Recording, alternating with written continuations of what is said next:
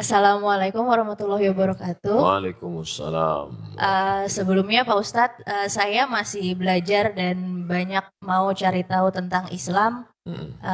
Jadi mohon maaf kalau pertanyaannya mungkin standar, cuman ini saya penasaran banget dari dulu. Ini masalah poligami. Kalau, wah ibu-ibu di sini pada langsung gitu. Kalau yang saya tahu, yang saya yakini dari dulu, manusia itu kan diciptakan berpasang-pasangan. Lalu Hawa itu diciptakan dari tulang rusuknya Adam. Nah, ini kalau masalahnya poligami, lalu kalau nikahnya sampai 4, itu sisanya yang misalnya namanya Siti, apa Susi, apa Santi, itu tulang rusuknya dari mana itu Pak Ustadz? Terus sama kalau memang diperbolehkan, asalkan bisa adil, katanya gitu ya Pak Ustadz. Ini kalau menurut Al-Quran sendiri, adil itu tolak ukurnya seperti apa Pak Ustadz? Karena kan kadang-kadang kalau Rasulullah mungkin kita tahu untuk adil pasti bisa, nggak mungkin nggak gitu kan. Tapi kalau suami yang manusia biasa, kadang istrinya aja setiap kali ngeliat mukanya istighfar gitu kan, banyak-banyak istighfar. Terus dia mau poligami itu gimana caranya Pak Ustadz ngomongnya? Makasih Pak Ustadz. Pertama, bahwa hadis tentang khuliqatil mar'atu min dhila', perempuan diciptakan dari tulang rusuk, bermakna kiasan. Tulang rusuk melindungi jantung atau jantung melindungi tulang rusuk? Tulang rusuk yang melindungi jantung. Perempuan itu tulang rusuk. Laki-laki itu jantung. Maka perempuan yang melindungi laki-laki. Makanya dalam Quran disebut hunna libasul lakum wa antum libasul lahun. Perempuan menjadi pakaian bagi laki-laki, menutupi segala cacat, aib dan kekurangannya. Maka tulang rusuk menjadi pelindung bagi laki-laki. Nah, jadi jangan dipahami tekstual lalu sebelum menikah minta surat catatan dokter berapa yang hilang tulang rusuknya. Nah, saya nggak mau nikah sama kamu, tulang rusukmu hilang 3, berarti bini kau 3 katanya. Ini yang pertama.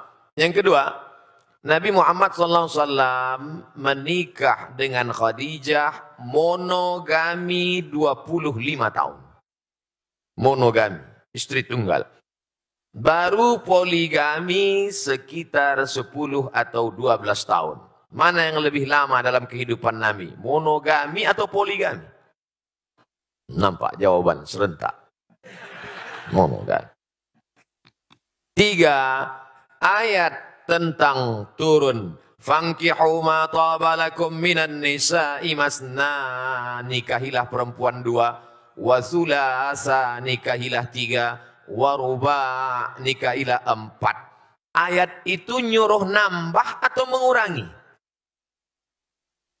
Mengurangi. Karena dulu orang Makkah istrinya unlimited edition.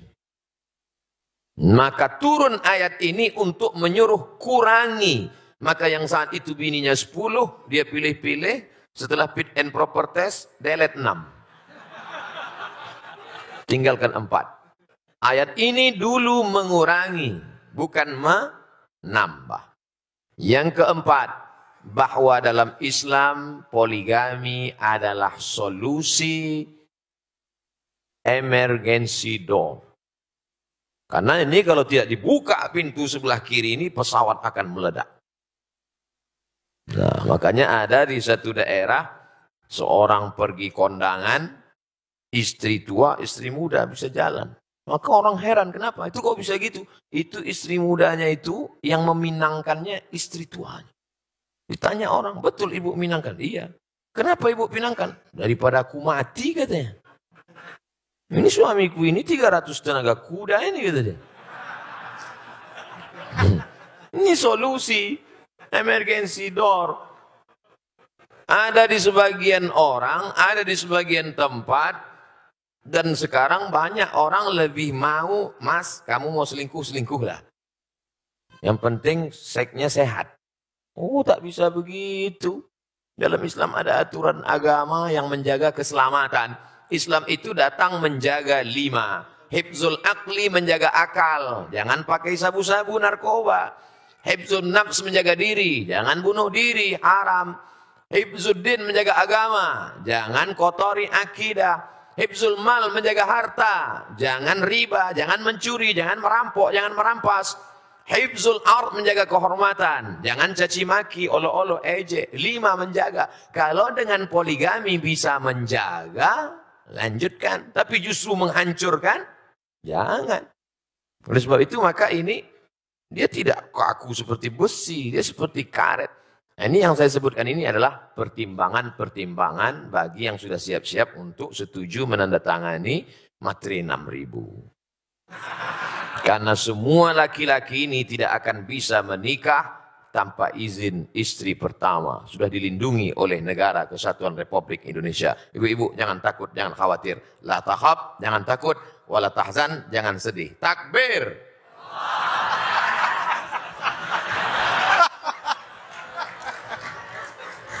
Pas istri saya lihat ya, alhamdulillah ya, aman ya ibu-ibu ya, aman. Baiklah, berikutnya kami persilakan Ustaz untuk pertanyaan yang dari kertas. Apa yang dimaksud punuk unta? Sebuah hadis yang diutarakan untuk wanita. Punuk unta salah satu sampel contoh. Tapi banyak hadis lain, substansi maknanya adalah, saya sebutkan satu. Ayat Quran bahkan. La yadribna bi arjulihidna. Janganlah memukul kaki ke lantai. Dipakai gelang kaki bergemerincing. Yadribna bi arjulihidna. Dipukulkan kaki ke lantai waktu jalan. Kerincing, kerincing, kerincing, kerincing, kerincing. 1. 2. La tabarrujna tabarrujal jahiliyatil ula. Jangan bersolek-solek jahiliyah. 3. Jangan memakai seperti punuk unta naik ke atas. Dari 3 sampel contoh ini makna substansinya adalah norak. Berlebihan, lebih dari normal, abnormal, supaya diperhatikan orang. Adapun sekedar mengikat rambut, kebetulan rambutnya panjang, maka diikatnya pakai karet gula. Diikatnya. Lalu kemudian ketika dia pakai jilbab agak menonjol sedikit, ya nggak apa-apa. Tapi sengaja dipakai tinggi ke atas supaya ketika dia lewat semua wow. Jadi jangan ditangkap sampelnya, tapi yang diambil adalah substansinya. Karena sekarang banyak orang, perempuan, tidak seperti punuk onta, tapi noraknya lebih daripada punuk onta. Pahami ini dengan baik. Tentang masalah gemerincing di lantai, tidak ada lagi. Tentang soleh jahiliyah, tidak lagi. Tentang punuk onta, tidak. Dia selamat dari 3 kasus contoh. Tapi substansi noraknya masih bertahan. Maka hukumnya dia tetap kena. Intinya wajar-wajar saja. Kau diperhatikan orang bukan norakmu, tapi karena prestasimu. Kau diperhatikan orang bukan karena make upmu, tapi karena cahaya bekas wudukmu. Karena tahajudmu memancar. Ini kan ingin mencari hati orang supaya suka. Padahal hati orang itu punya Allah. Kalau Allah sudah menanamkan cinta ke dalam hatimu, maka hati-hati hamba itu pun ikut cinta kepada engkau. Oleh sebab itu maka raihlah cinta Allah dengan tahajud. Raihlah cinta Allah dengan baca Quran dan zikir. Bukan dengan yang semu. Bukan dengan yang hilang. Karena kita akan capek melelahkan diri sendiri hanya dengan kepalsuan-kepalsuan. Kenapa dia bercahaya wajahnya? Bekas wudhu. Masya Allah. Emang saya tayamum. Artinya kita tetap beramal, berdoa, biarlah orang suka karena Allah menanamkan suka itu bukan karena dibuat-buat. Karena sesuatu yang dibuat-buat kita akan lelah capek sendiri. Normal saja apa adanya. Apa boleh seorang anak naik haji tapi orang tuanya belum pernah pergi haji?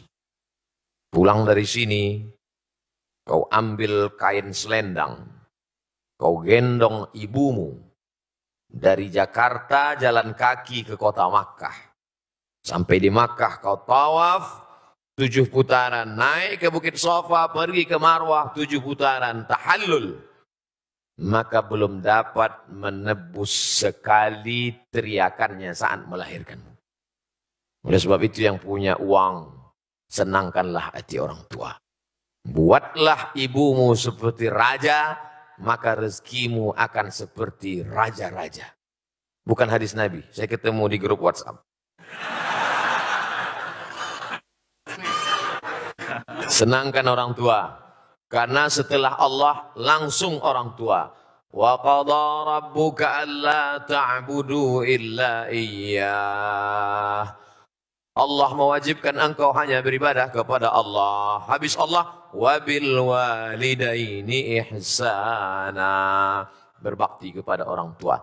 Kalau masih hidup dia senangkan.